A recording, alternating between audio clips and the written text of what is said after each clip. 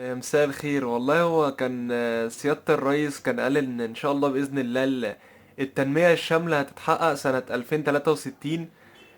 فانا عايز اقول له يا رئيسنا، يعني يا ريت بس لو يعني نقدمها كده، يعني حوالي 5 دقايق او 10 دقايق بس، لاني مش فاضي اليوم ده. عندي ميعاد الحقيقة يعني سنة 2063 الساعة 5:30.